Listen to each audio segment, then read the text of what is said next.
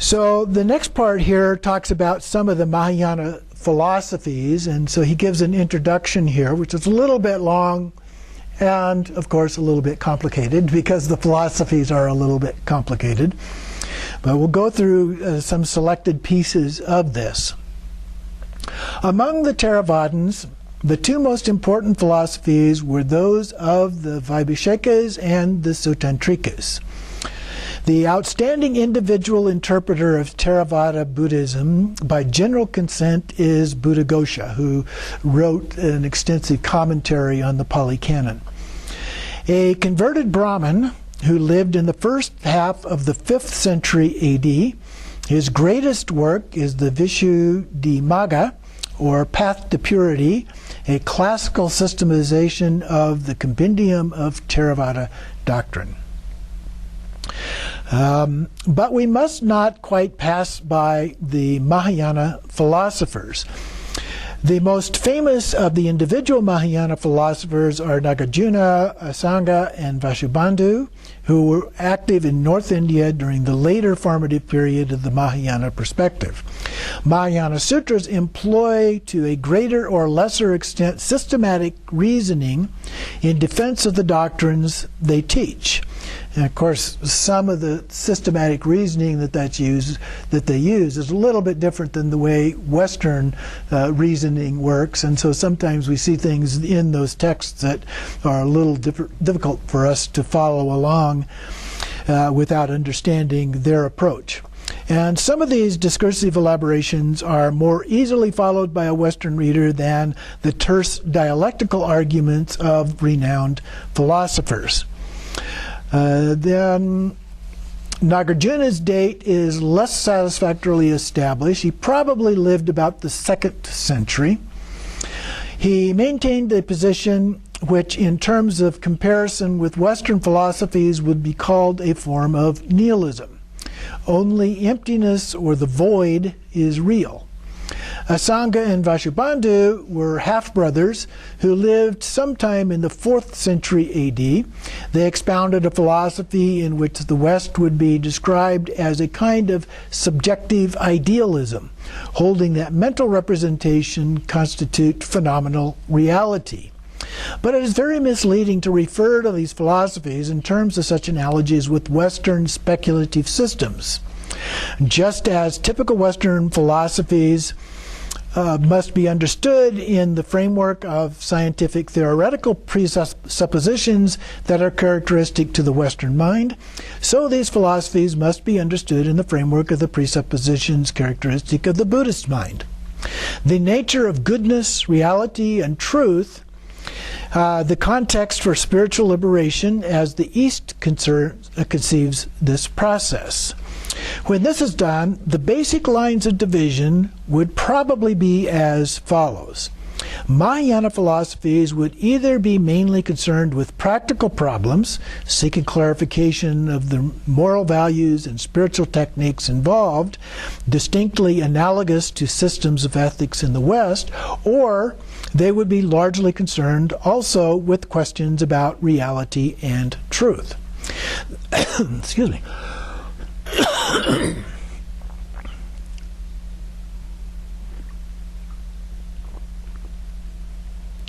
The analogy always needs to be interpreted in light of the radical difference of presuppositions that is inescapably present. Philosophies which believe it possible to use the reasoning mind to clarify and establish the nature of the ultimately real, and those that reject this conviction, holding that the reasoning mind must discover and accept its own drastic limitations and the illusoriness, common term that we use, of what has taken for granted, so that a supreme realization that lies beyond discriminative thought and speech may become possible. The former group of philosophies will be led by their inherent logic to some kind of metaphysical idealism. The latter group would be led to what the Western terms would be called a kind of nihilism. It would, however, be more accurately called a super-rational mysticism. Acceptance that all is empty, for example, as measured by the standards of ordinary experience and logic, is the necessary and sufficient condition for realizing that which is supremely true, but inexpressible in terms of experience and logic. Samples of idealism and of nihilism are in these following sections. Excuse me. So then he goes on. It says the ulterior purpose of Nagarjuna and Vasubandhu is religious rather than metaphysical. They are aiming to clear away obstructions which stand in the way of realizing the spiritual integrity that transcends ordinary experience and ordinary ways of thinking. Nagarjuna's technique is to employ analytic reasoning to destroy even the basic Buddhist concept of nirvana as a concept. So he's not trying to get rid of it, but get rid of the idea of it. That nirvana is found in sharing the woes of those in samsara and is not a different realm. The reality of nirvana he does not mean to deny. Excuse me, I swallowed something earlier down the wrong pipe. An essential condition for entering it is to leave behind the idea that it can be understood as a concept. And Vasubandhu's technique is to destroy belief in physical reality by undermining the concepts of atom, of an aggregate of atoms composing an object, and of perceptual qualities. He leaves as real subjective impressions, which can only exist in the mind. This prepares the way for an intuitive realization of the true and absolute nature of mind. So 3 different people with different points of view on these things, but they're pretty much collected together in the framework for Mahayana. So I wanted to skip through the detail of these things. It's kind of laborious to try and go through as a part of that. But there's one here called Ultimate Reality Transcends What Can Be Expressed in Words. And this actually comes from the Chan or Zen point of view as a part of this. But I thought that it's helpful. It certainly relates well with the kind of things that we have talked about, particularly in the Dzogchen tradition. So this view defends the doctrine that universal mind is alone real. This is then used to explain why one must abandon seeking for anything. Universal mind is realized by the cessation of all seeking and by leaving behind the analytic discriminations it uses and trusts. This is achieved by a flash of sudden awakening. And you remember the great debate about whether or not there is a sudden awakening or whether it's a gradual process. And according to the Tibetans, the gradual process won the debate. According to the Chinese, the sudden awakening won the debate. So there we are. But at this point, the argument shifts. The reader is supposed to be ready now to see that the mind itself and categories by which it has been explained are self-contradictory. The real truth lies beyond any kind of verbal expression. So there's where we come up with the idea of it being ineffable. Again comes a shift, this time to the completely non-rational Chan technique of using words, but not to answer an objector's question, but to discourage him from asking it. It is hoped that he may now be able to attain the awareness that is the real difficulty, that lies not so much in his questions being unanswerable as his continuing in the state of mind that leads him to ask them. This state, confidence in the power of analytic reason, is precisely that out of which he needs to awaken. This constitutes a drastic challenge to the presuppositions of Western philosophy.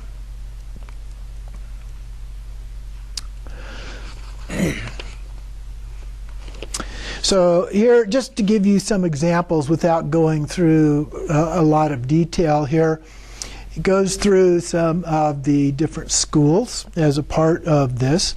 So the first selections are from the Pure Land school that express devotional piety toward Amitabha, who is revered by bodhisattvas, and so they have practices focused primarily on Amitabha. The first selection is one of the most popular descriptions of Amitabha's Western paradise, for example. The second is a similar description in the form of religious poetry. A third one involves a letter and a poem by the founder of the Jodo sect of Japanese Buddhism, which involves repeatedly calling upon the name of Amida, which is another name for Amitabha. The fourth one involves songs of praise for Amitabha, and the founder of the Shin sect of Japanese Buddhism. The fifth one is of special interest to those accustomed to Western ideas of hell. It brings out the fact that the East Hell is not thought of as everlasting, and that the loving compassion of a bodhisattva may be so deep that he wishes even to share the tortures of hell, that he may bring hope to its inmates and lead them to salvation. Chitigarbha vowed that he would assume whatever forms and use whatever methods might be necessary in order to deliver all suffering creatures, including those who languish in hell.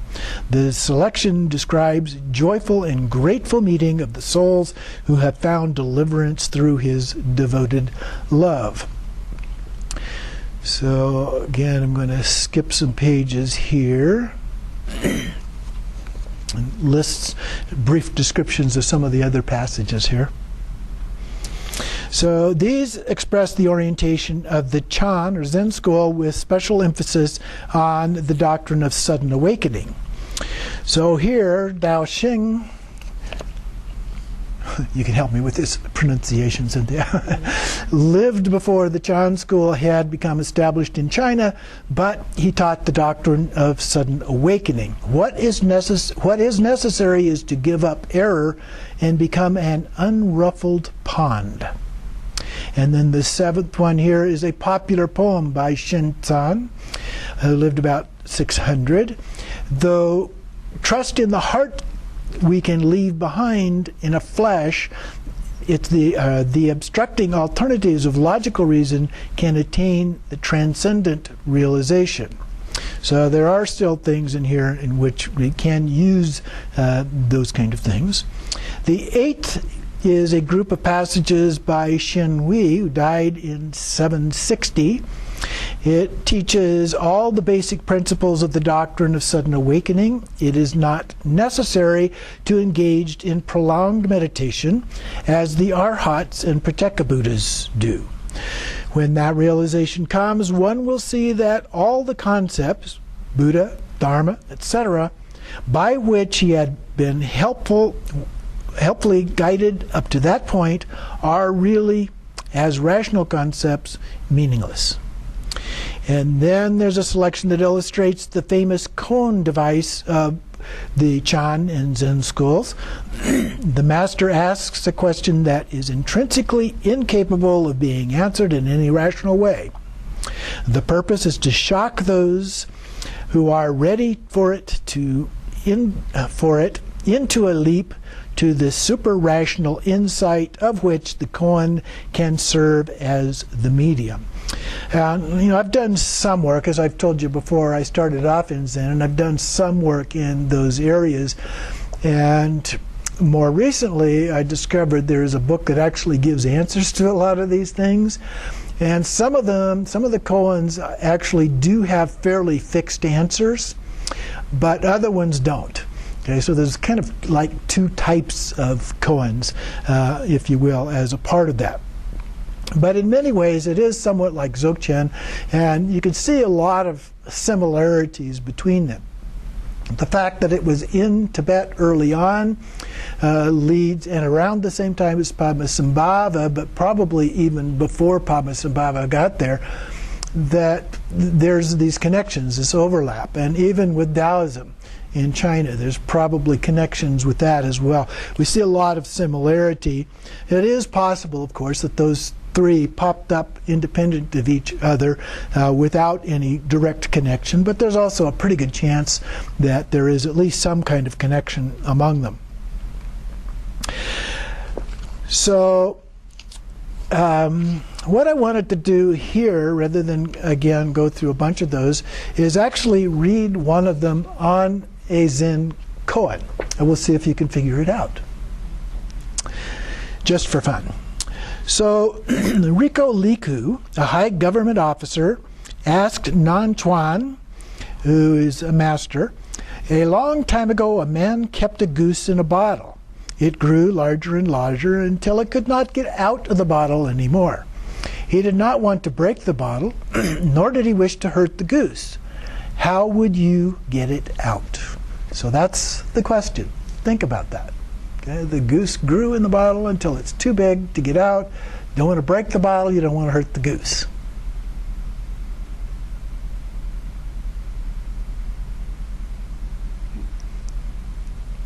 Well, here's the master's answer.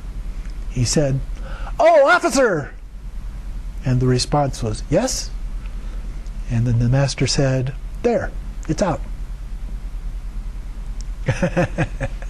Don't get that? Okay. So finish the last line then is, "This was the way Nansen produced the goose out of its imprisonment." Okay, so you have to follow carefully. So he gives him the first question about how do you get it out, and then he yells, "Oh, officer." Okay, and the other guy responds, "Yes?" What did he do? He changed from thinking about the goose in the bottle to something else. It's no longer there. So we're talking about the mind, okay? What does the mind focus on? First it was focused on the goose in the bottle, and then through that expression having nothing really to do directly with the original question, but it changed what he was focused on all of a sudden. Goose isn't in there anymore, okay? It's all in your mind. So that's the type of thing that you could encounter. You may be familiar with the fairly popular koan, "What is the sound of one hand clapping?" That's another example, of course. One hand at one level of logic can't clap, okay? But if it's a sound, one tendency would be to say, well, it doesn't make a sound, but that's not clapping. Okay, so if it's clapping, how could one hand clap? I mean, you get into the logical things with that, but that's not the point. Okay, the whole idea with koan is it's not logical. Okay, so you have to transcend the logic of it to get to the essentially the paradox of it. Okay, and once you can get to that, you get the idea of what we might call Rigpa. You go directly there. Okay? So anyway, just a little plaything here for us to think about. So the next section here is called the Mahayana layman's ideal. And remember, in the first part of the book, there was also the Theravada layman's ideal. So we have a point of comparison here. So this selection portrays the ideal layman from the Mahayana viewpoint. He lives in a world and fulfills his social responsibilities. While doing so, he exemplifies all the virtues that a devout follower of the Master and an aspirant for enlightenment should. He is portrayed as superior to the monks who have withdrawn from the world. So a layman is actually considered in this example as being superior to monks. At that time, there dwelled in the great city of Vaishali a wealthy householder named Vimalakirti.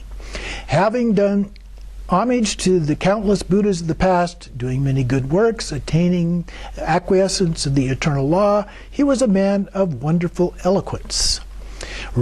repressing all evil enmities, reaching the gate of profound truth, walking in the way of wisdom, acquainted with the necessary means, fulfilling the great vows, comprehending the past and the future of the intentions of all beings, understanding also both their strength and weakness of mind, ever pure and excellent in the way of the Buddha, remaining loyal to the Mahayana, deliberating before action, following the conduct of the Buddha, great in mind as the ocean, residing in Vaishali only for the sake of the necessary means for saving creatures, abundantly rich, ever careful of the poor, pure in self-discipline, obedient to all precepts, removing all anger by the practice of patience, removing all sloth by the practice of diligence, removing all distraction of mind by intent, meditation, removing all ignorance by fullness of wisdom,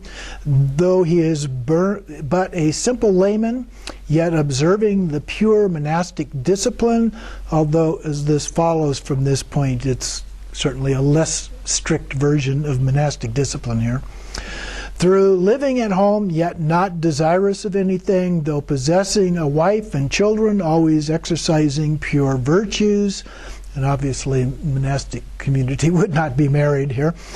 Through surrounded by his family, holding aloof from the worldly pleasures, though the jeweled ornaments of the world, yet adorned with spiritual splendor, through eating and drinking, yet enjoying the flavor of the rapture of meditation, through frequently in the gambling house, yet leading the gamblers to the right path, through coming in contact with heresy, yet never letting his true faith be impaired, though having a profound knowledge of worldly learning, yet ever finding pleasure in things of the spirit as taught by the Buddha, revered by all as the first among those who were worthy of reverence, though profiting by all the professions, yet far above being absorbed by them, benefiting all beings, going wheresoever he pleases, protecting all beings as a judge with righteousness, leading all with the doctrine of Mahayana when in the seat of discussion, ever teaching the young and ignorant when entering the hall of learning,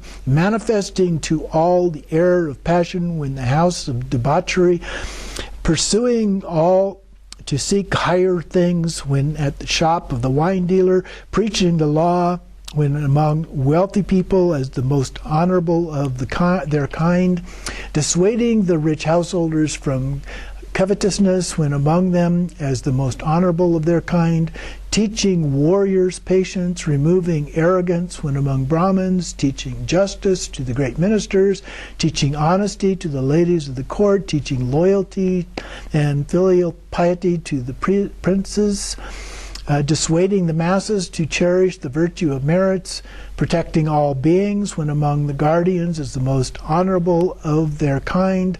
Thus, by such countless means, Vimalakirti, the wealthy householder, rendered benefit to all beings. Okay, quite a list. But think about the list that we had in the Theravada. And what was the difference? Well, if you recall, that was the story about the boy who, honoring his father, was doing these rituals. Sounded like something that might have come from the Vedas. Doing these rituals to the six directions, the four cardinal directions, and then up and down. And so the explanation in that one was to do them in a different way, and so that in each direction he was honoring some particular relative or class of relatives and so forth, and other individuals as a part of that. But it was very the approach to it was very strict discipline, and also following the traditional rules as a part of that. So this, in comparison to that, is really quite different. It still gives us a lot of things to do, but it takes them, puts them in a context where we may normally face difficulties in following the path, but saying how we can follow the path in the context of those things.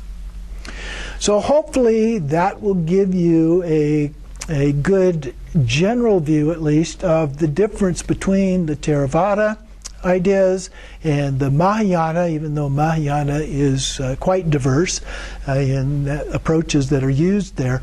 And some of the basic changes that appear to have evolved as a part of that.